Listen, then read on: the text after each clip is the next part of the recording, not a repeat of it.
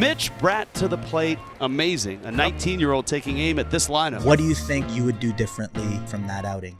I got sped up in the moment, I think is a big one. That's good. I missed a few pitches here. I'm trying to get back in the count. And when you're facing those hitters and you're throwing pitches when you're falling behind, good luck. Like, they're going to hit it hard. They're going to put it in play. How does a youngster like this keep the nerves in check and keep the game from speeding up on him? Going with a different mindset of I'm the aggressor, I'm the one holding the ball, throwing it, and they have to hit it, and knowing that hitting is hard. Yes. But yeah, learning from it, hopefully being on that 2026 WBC team and potentially having another chance to face a lineup like that. It's, pardon my language, it's more like, you, I'm coming after you. Good luck hitting it. With me, I have a left-handed prospect with the Texas Rangers. I think you're number 21 ranked currently. I think that's going to go up as you age. Welcome, Mitch Bratt, to the series. No, thank you for having me. I'm looking forward to this. No, I'm looking forward to it because I feel like you're so mature, but yet you're so young. So it's very interesting to kind of talk to you because I have a personal connection with you. I was coaching the junior national team when you were a young 15-year-old kid. That's right. And the crazy thing is you're 21 now. So it's only been 6 years. 6 years. Yeah. I'm excited about this episode because I feel like your journey has been very different than other people's journey, I guess, that play professional baseball because you actually signed when you were 17 years old? I just turned 18. Oh, you just turned 18. Yeah, so 18. Super young. And you're entering your 5th season. Correct. In pro ball. Yeah. Which is crazy. Yeah, it's crazy to think. That's why I called you like almost like a veteran. Right, yeah. But you're still young. It's funny in the training room. I think it was last year. Someone's like, "Oh, you're a vet. You've been around here." I'm like, "I'm 20 years old. What are you talking about? I'm a veteran." They just see your face. But yeah. I've been in the org for a while, so. Yeah. So I want to go kind of start with the 18U national team. We call it the junior national team. Right. Canadian junior national team, that is. When I first met you, you were a young 15-year-old kid that I've heard of, but you know, remember we're playing at an 18U level. So to be 15U, there were a lot of questions. It's like, who is this kid? Right. How is he going to perform? And do you recall that that whole time frame at all? I will never forget the call I got from Greg Hamilton. I was walking to lunch with some of my friends at school one day, and my phone's ringing. I don't think anything of it. I look up, and it's Greg Hamilton in all caps.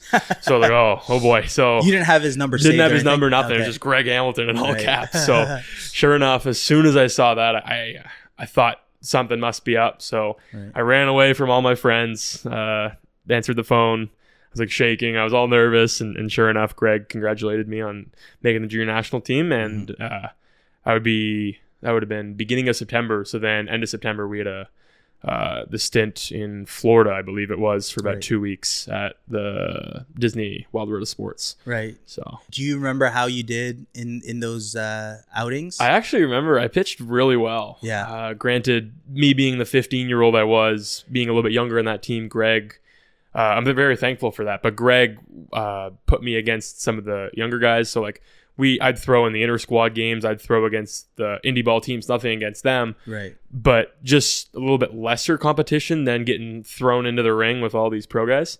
But I remember throwing my first 2 outings. One was an inter-squad game. One was against the indie ball team we would play. And then things went really well. So Greg's like, "Oh, well, we'll throw you out there for an inning against the Atlanta Braves, like FCL team." Right. And sure enough, I come out there 5th, 6th inning, whatever it was, and I got out of it. I pitched pretty well, so it was a cool experience. I think it was Fort Lauderdale Stars. Fort Lauderdale Stars, that's right. Yeah, because I went in the past because I have records. I have all that in my emails because we would get sent the reports, we would get sent the stats. Yeah. So I looked it up, and there was a point in time where. And this is kind of ironic because you're known for your command, your control. I'm sure you take a lot of pride for it. Yes, I do. And there was a point in time where I don't know if it was nerves or maybe it was the fact that you're pitching against pro guys as a 15-year-old, but you had control issues at one point. Right. Do you remember that? Not too much, to be honest. I got the stats I'm here. I'm sure I did have control issues. I'm not surprised. But honestly, those experiences helped me get into pro ball and everything. But going back to when I was 15, I was just trying to throw really hard, trying to like command pitches in the zone. And lucky enough for myself, my curveball was really good to where I could throw it in any count and any time for strikes. So I really relied on that. I remember like in that spring, we had just qualified in November for Panama. In Panama, we were in Panama, and it was the qualifiers for the World Championships to go to Seoul. That's right. And it's usually very difficult to qualify because we have to finish top 4 in North America, South America. So you have Canada, US, Mexico, Dominican, Venezuela, Puerto Rico, Nicaragua, like where the list goes on, and Panama was really strong that year too. And you had to finish, and this was 2018. This would have been 2018 in November. So I went in September to the camp with the national team. Then Greg called me when I got home and said, "Stay ready. You're coming to the pre-camp back in Florida." Yeah. So that's when you had guys like Bo Naylor was already drafted. He was a veteran on the team. We had to bring those guys back. Right. So I remember getting on that flight, and Connor O'Halloran and I, another left-handed pitcher, we're sitting in the plane, sitting beside each other, and Bo Naylor walks past us, and I was sitting in Bo Naylor's seat. He's like, "Hey, kid, like you're in my seat," and I was like, "Oh crap!" Like, big leagued you, huh? Yeah. Well, sure enough, I mean, years later, Bo ended up catching me in the WBC, but we'll get to that later. It's such a cool moment of seeing him, looking up to him, like hearing about his name growing up when I was 14, 15, 16, and sure enough, at 15, at that time, I was able to be with him. So cool experience. So leading up to now, we qualified, and now it's the spring, and we're trying to build a roster to, I guess, create a competitive team, because obviously World Championships is not easy to even, because they have super rounds, which is your goal is to get to the super rounds to give you a chance to medal. Do you remember the camp leading up to the World Championships? Specifically, it was in Australia. Yes, I do remember now that. Now it's starting to come back, huh? Yeah, a little big throwback. I had to build the memory bank through the stats, because I would go through every game and I'm like, oh yeah, I remember this. But what do you remember about Australia? Australia was honestly a lot of fun. I think I was on the lower end of like percentage of making that team. Yes. And I had a really, really good few outings when I was out there in Australia. Like I remember the second last day, like Greg's like, "You got the ball, like go do your thing." And I think I went 4 or 5 innings. Yeah. Pitched really well, commanded the strike zone, a lot of punch outs, and I think that's what separated me and let me make that team. So 100%, because I was on the other side, because we were evaluating you. Yeah. And that the reason why I brought it up is because in that spring, when you came to Florida, you weren't your normal self. And when I say that, it's not like you pitched bad. No, it was, you were a guy that had command, that, your typical lines would be like 5-6 innings pitched at the time because of pitch counts, but maybe walked 1 or 2 batters, but punched out the world. The world. So that's kind of like the expectation we had. But you were younger, and you had guys like that were, I guess, more mature in terms of just experience. Right. And usually in a World Championship, you kind of form a team that makes sense on the roster, that could complement each other. Right. And I remember many discussions on, yourself and how you could provide enormous value for us if you're able to be that pitcher that you are. Right. And I remember in Australia, every time you went out there, you literally dominated, and we were scratching our heads saying, this is a really good problem to have, because we have this young lefty that can really help with the depth, right? So fast forward, Australia, were you nervous whether or not you're going to make that final roster going to Korea? Most definitely. I think it was the last few days. After I pitched that outing, I felt pretty confident that things were trending in the right direction, and I'll never forget going out for dinner the night before I found out. We went to some buffet, and I'm in line beside Greg, and I was just like, oh boy, don't say the wrong thing. And we had a good conversation, and I mean, very friendly guys. Greg's great. So luckily everything went well. And then he called our hotel room, and he's like, Mitch, can you come see me? And I ran down the stairs and went to talk to Greg, and he's sitting on one end of the room and I'm sitting on the other, and I'm just staring right through him. Right. And luckily he said I made the team, and it was just a massive relief. Yeah. Well, so, mind you, you're 16 years old at this time. You just turned 16. Yeah, I turned 16 a few months before that. Which is nuts, because to make an 18U roster at technically your my 15U year, 15U year, because we went to Florida and then Dominican Republic, and then it was Australia and then Korea, right? Florida, Dominican Republic, and then Australia, Korea. You end up making the team, the roster, and we were excited because now the way we seen it is, wow, we could really have depth with Mitch, because if he could give us quality starts on those teams that align really well with putting our pitchers in a good spot, you'd be super, super valuable. And I don't know if you remember, but we opened up against China. That's right. Yeah. Oh, yeah. And this was, at least to us, this was a daily discussion we were having, where we decided to give you the ball. Game number one, as a 16-year-old, starting game number one. Yeah. At the World Junior Championships in Seoul, South Korea. How was that experience? So we had probably 3 or 4 flights, obviously a few days before that, to get acclimated, everything. And getting on our last flight, it was like an hour flight to get into Seoul. And I'm sitting in my seat. Flight's probably about to take off. Chris Begg walks down the aisle. Beggar flips me a ball and says, "You're starting game 1, kid. Go get him." Awesome. And then mine starts racing, everything. And obviously I was super excited. I was pumped. But it actually went really well. I think it went 5 innings, punched out a few, gave up 1 or 2 runs. Offense helped me out early. I remember that, sitting in the dugout for a long time. But it was a great experience. I'm thankful I was able to get the start there, and it kind of propelled the rest of the tournament for me. That's why, like, for me, I brought it up, because I don't think you realize how valuable that was for us as a staff, especially that early in the tournament. Because we're trying to match up, because we had guys like Theo Millis, we had guys that matched up well with Team USA Japan, and for us having that extra depth as a 16-year-old, that is a tall ask, and you kind of stepped up to the challenge. Right. So yeah, that was at least from a coaching standpoint, it was pretty wild. Yeah. No, it was fun. It was a lot of fun. So let's kind of fast forward. I want to talk about the draft, and you got taken in the 5th round out of high school. I know you're playing with the Toronto Mets before and the junior national team, and then obviously COVID happened. That was limiting you, and then you went off to Georgia. Right. And then you had great stuff there that ended up getting you a 5th round draft choice of the Texas Rangers. Right. How was that?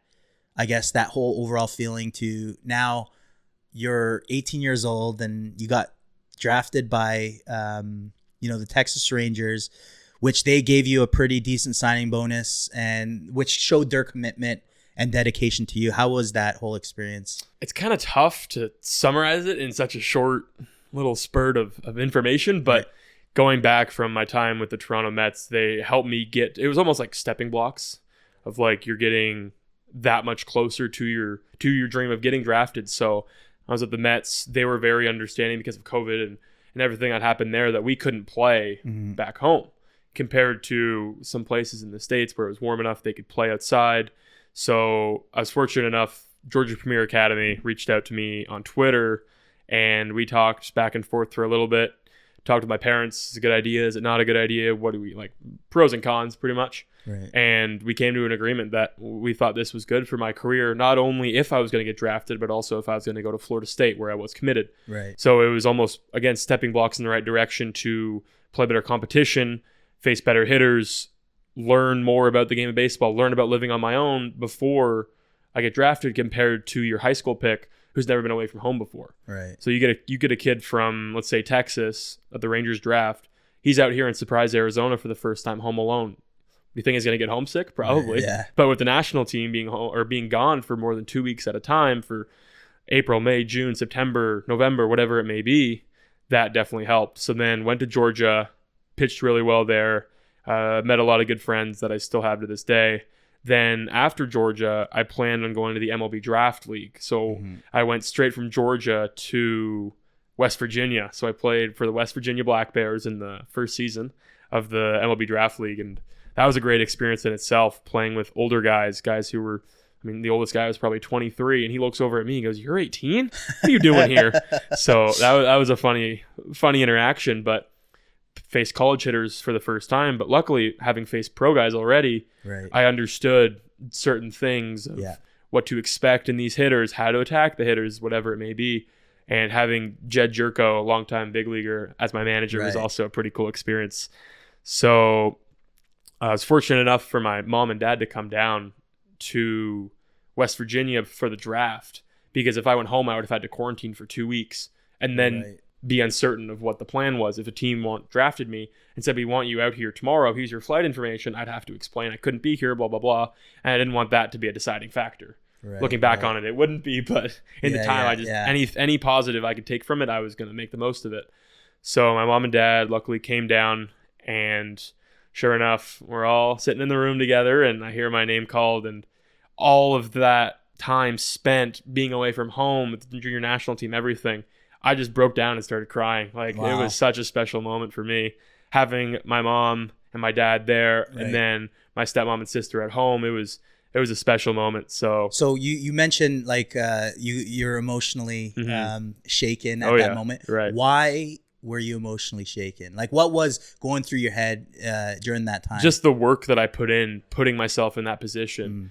One of the big things why the Rangers drafted me and this sounds bad, but paid me as much as I did, is because they believed in me, because of the adversity, because of the things I went through, because of being away from home, whatever it may be. And luckily the scout, T-Money is what they call them. T-Money traveled everywhere I went, everywhere I pitched. If I was in Georgia, if I was in West Virginia, Pennsylvania, wherever it was, he was there to see me, and not many teams did that. So the belief they had in me and everything to go along with that, they were happy that they were able to draft me, and more so drafting the kid more than the talent that I had at the time. They knew I was projectable. They knew I was going to work hard to reach my peak. And I think that was a big reason why they did end up picking me. Right. So going back to just quickly the junior national team, how did that prepare you? Because I think that's important. I think one of the things that people don't understand why the junior national team is so valuable is because you don't get to face that type of competition when you're in high school. Right. But I think what the common thing I hear from players at a really young age, and I was fortunate enough, I was a 16-year-old kid that played on the junior national team and played against pro guys really early, which helped my college career and pro career just from that experience. But I imagine it's the same thing. It got you prepared. Feeling. Oh yeah. Yeah. Oh yeah, most definitely. I want to talk about Hickory, North Carolina a bit, because this is where I reached out to you, a few years back when you're pitching for Hickory. This is a common thing that we have. I actually put on a Hickory crawdad uniform as well. It was actually with the Pittsburgh Pirates at the time. So organizations switched, but same city, same team. Oh yeah. What was your experience like in Hickory? Hickory was definitely a great spot. I think the small town, hometown vibe was definitely really cool. Right. Luckily, we were able to have host families. We didn't live with them. We had apartments on our own with the guys and everything. But one Sunday every month, we get together, and if we needed anything, if they had anything to offer, food, go here, go to this coffee shop, whatever it may be, they were there for us. So luckily, I had a great host family, and they had a pretty sweet pool. So on any off day, they were like, feel free. Boys, come on over. Let's go swimming. We'll grill for you. Make some burgers. But in the minors, I guess the support system's so important because season's super long. Right. You're in the middle of nowhere, kind of lonely, missing home. How is that? I guess, how do you get through that season? I know everybody that I talk to, especially in that July, August period, you kind of hit a wall. Right.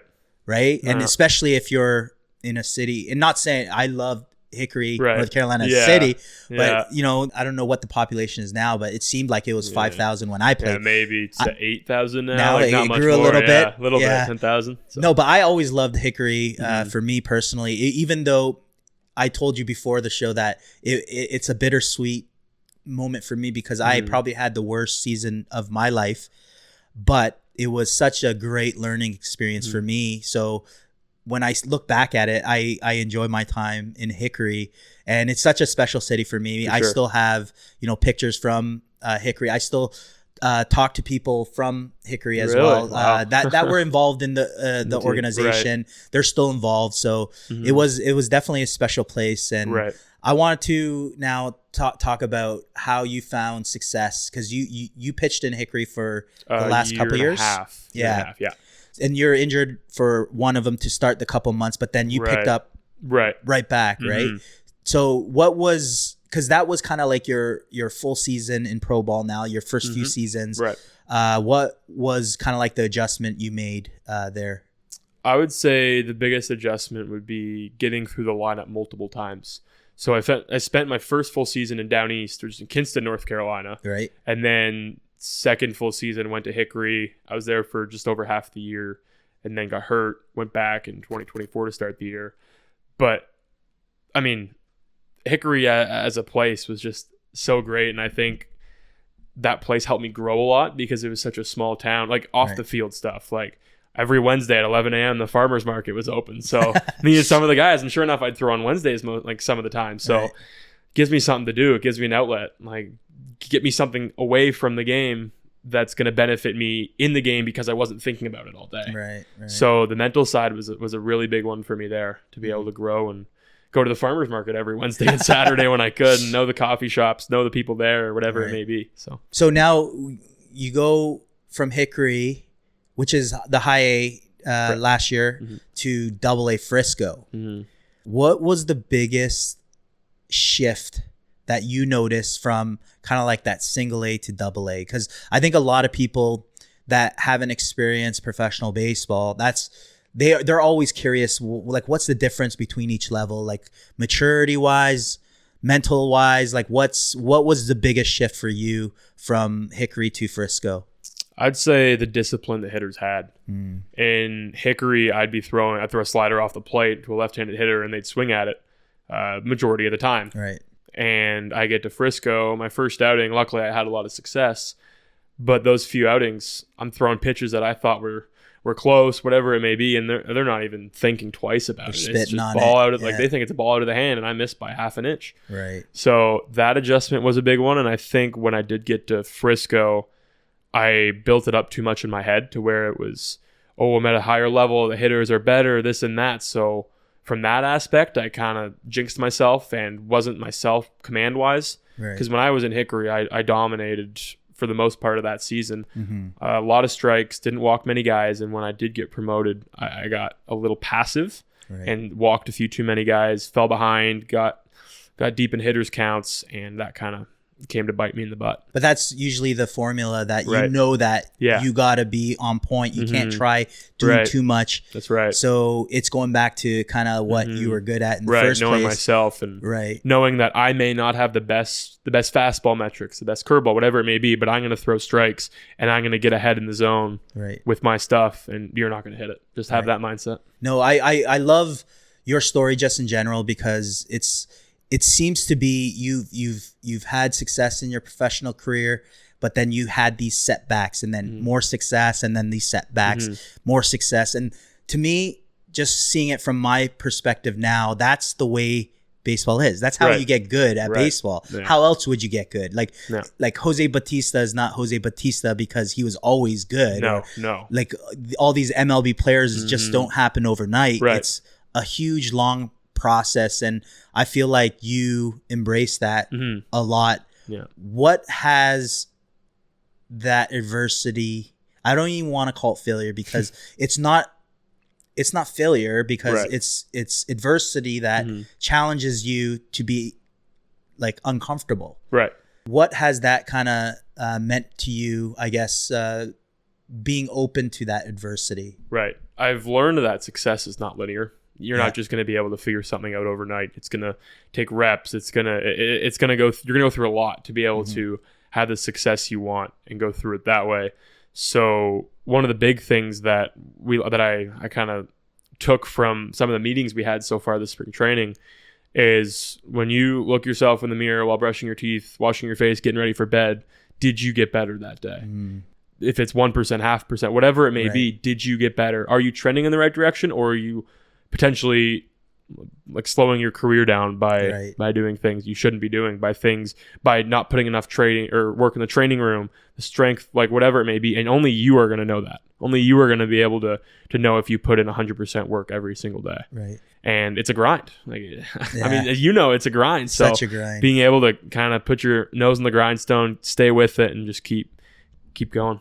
Yeah, I think that's, you could say that with stuff outside of baseball too. We're just talking about success in general. Right, yeah. I think it follows the same formula, but zooming in baseball, especially because it's such a mental game, it really stands out in terms of how you deal with adversity, how you treat adversity. If you're always in that victim mentality, blaming the world for your problems, you know how bad that can get in terms of your mental psyche. So I want to, and this maybe is a perfect transition to the WBC now, because here you are in the World Baseball Classic. You're 19 years old at the time, and you get the nod to start against Team USA. Right. How was that experience? It was cool. I actually found out from the lineup for the next few days being posted in the pitching rotation. So some people told me, like, you might be starting it, whatever. Like, I was at our complex and surprised at the Rangers throwing bullpens, and our pitching coordinator was like, hey, like, they might give you the nod. And I was like, oh, no, they're not going to do that. Come on. And sure enough, they kept hinting at it. I didn't really pick up what they were putting down. But I walk in the clubhouse after BP like the week before, and I check, and sure enough, my name's listed. So I was like, okay, it's going to be a cool experience. And go from there. I didn't really think about it too much, because I thought if I was going to think about it, I was just going to psych myself out, and then before the first pitch was even thrown, I'd be out of it already. So I tried to stay even keel, level headed, and go from there. Right, leading to that day. Do you remember the batters you faced? It's Mookie Betts, Mike Trout, walked him on 4 pitches, ironically. Arenado wasn't there. Was it Real Muto? Was it third? I'm trying to think. Real Muto might have been 4th, but I remember the Mookie Betts at bat. First pitch ball, fastball, perfect spot. Fastball up and away on the black. Right. Just whack, hits it the other way through the shift. So there's a single, then walked Trout, and then I forget who was third and how they got on. But then Ernie came to the mound. I was like, "How you doing, kid?" And I was like, "Oh, I'm good." And like, just one ground ball away, and we'll get out of this thing. And then Arenado came up, threw a great pitch. Cutter down and in at 88, great spot, and he turned on it. And one of the few things I do remember from that outing is running to cover home, and I couldn't feel my feet under me. The crowd was all not in our favor as being Canadian, right? They're all cheering for their home country. That was at Chase. Here, right at Chase Field out here in Phoenix, right? So everyone was not on my side, pretty much in the crowd. So luckily, a bunch of my teammates were there. And my mom was there, fortunately, so that was a pretty cool experience. Aunt was also there, and obviously things didn't go my way. I just want to make it clear. You're 19 years old. Not saying that that's an excuse, No, but I'm with you. That's crazy that you would, be put out in that fire to face the best hitters in the world. Right. Looking back now, what do you think was the difference? Like, what would you do differently today? A more mature version of you, we'll say, just because it comes with the territory. Right. What do you think you would do differently from that outing? I got sped up in the moment, I think is a big one. That's good. Like, things got sped up really quick on me. I'd miss a few pitches here. I'm trying to get back in the count. Right. And when you're facing those hitters and you're throwing pitches when you're falling behind, good luck. Like, they're going to hit it hard. They're going to put it in play. And odds are they're probably going to get a base hit, whatever it may be, out of it. So I think the biggest thing would just be going with a different mindset of, I'm the aggressor. I'm the one holding the ball, throwing it, and they have to hit it, and knowing that hitting is hard. Yes. Like, the best hitters in the game get out 3 times, or get out 7 times. Right. If they hit 300, they're Hall of Famers throughout their entire career. So having that mindset and going through it that way, I think would be big. Right. But I'm very thankful that Ernie gave me that opportunity to be able to go out there and give it what I had at the time. But yeah, learning from it, going through that, hopefully being on that 2026 WBC team and potentially having another chance to face a lineup like that. it's, pardon my language, it's more like, F you, I'm coming after you. Yeah. Good luck hitting it. No, that's awesome, because I think people don't understand how important the mental side is to it. And like I said, it's not to say that it wasn't a successful outing, because I believe that is what makes great players, is their experience, especially at a young age. And it depends on how you take it at the end of the day. Right. If you look at it as, oh, I'm sorry for myself, or woe is me, you know, you're done. Yeah. Right. So, and trust me, I was watching, watching from my office. I still remember. And I was one, proud of you, because one, to be 19 years old and be put on the spot to actually, you know, compete is one thing. But for me, the more important thing is what and who you're going to be after this. And to me, I think it's one of those priceless moments that you can't even put a price tag to it, because it's so invaluable, right? How has the mental side after that experience, trickling it down to back to professional baseball and your future as a potential major league player, how is the mental side forming as you see how important it is? I think a big moment from that game was I came out of the game, the inning ended, however many runs they did end up scoring, and I'm sitting on the end of the dugout, kind of head down, towel over my head, and I take the towel off. I'm walking across, and John Axford says, take a moment, go inside, kind of take a deep breath, and come back out here and cheer your teammates on. And it kind of clicked. I was like, okay, I need to help support the boys now. What I did is over. I didn't do a great job, but I can still be a good teammate regardless of what happens. So I really do thank him, and I've seen him at the banquet every year, and I still thank him for that moment. So that was that's a big one for me. And I don't think you learn that until you experience something like that. Right. Because you would never know it's a thing. No, yeah, you'd never know what it's like unless you've experienced it.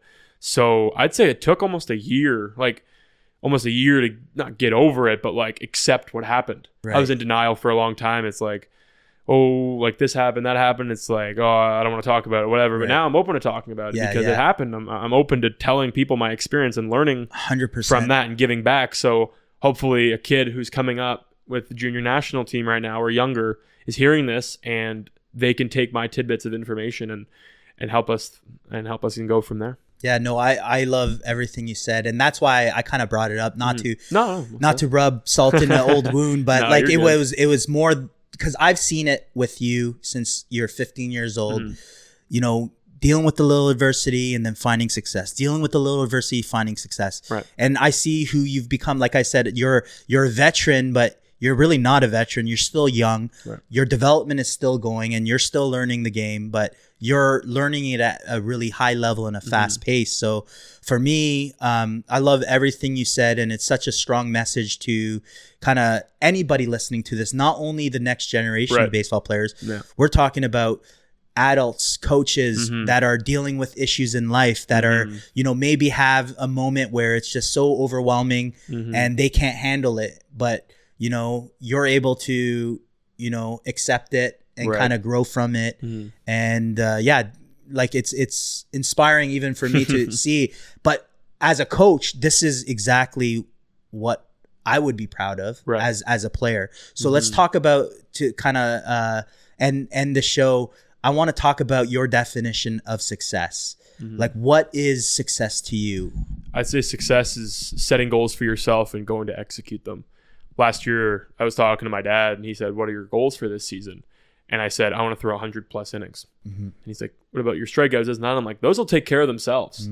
If I throw 100+ innings, I do my job, I get deep in almost every single game I'm throwing in, the strikeouts, the low walk rate, the soft contact, everything will take care of itself. So success, I'd say for me, is being able to set goals or set attainable goals. Like me right now, if I'm going to say I'm going to be an MLB All-Star this year, that's not attainable. It could be very well, but out of your control though. Out of my control. Things that are in my control. If I get the ball every 5th, 6th day, am I going to give it my all? Am I going to be able to say, as I said before, like, am I going to be able to look myself in the mirror and say, did I give it my all that day? And if I say no, then that's a problem. that's a big issue. And then if you zoom in more, you mentioned it before, that whole mindset of getting better 1% at a time every day, just doing something to get you better. Right. I think that process is the formula to be successful, because it's not an overnight success. It takes a lot of energy and effort every day. Right. And it's patience. It's showing up every day for yourself. And you nailed it. It's controlling the controllables. Like, you can't control if you make it an all-star team, but you can control other things that that you have to put in to achieve those 100 innings or whatever it is, right? So I'm glad you touched upon that. And I'm super excited this year to watch your journey and watch your career. And very grateful that you came on to talk about this. I know it feels like it's so quick, but yeah, no, I appreciate you coming on. And is there anything else, the last thing you want to say? Let's say to the younger generation, right? Since you're already young, but you're the old young guy, right? What would you tell the younger generation? I'd say have fun with it. Over a certain period of time, beginning of my professional baseball career, I became so caught up in needing to have success for my mood to be happy. At the end of the day, it's like baseball is going to go on with or without you, and you are a small speck in the game of baseball, and it's going to continue to roll whether you have success or you fail. And especially from the mental side to these younger kids, like, you don't have to be the best player in your team at your age. You don't have to be the best of the best. You just have to keep putting in the work. You got to keep having fun with it, because if it's not fun, then what are you doing playing the game? It's the best game in the world. So continuing with that, have fun with it, find outlets. This is more for the college pro guys, but like more find outlets away from the game. I mean, golfing, like other things that I do to get myself away from the baseball diamond is a big one. And then lastly, on the mental side, I learned this probably a year or two ago, after bad outings, after bad hitting performances, whatever it may be, when you take your baseball work clothes, we'll call them, when you take your work clothes off, you're just a regular person on the street. You're just a regular human being. So my idea of when I have bad outings, when things don't go well, is I get changed. I leave the clubhouse. I'm leaving that there.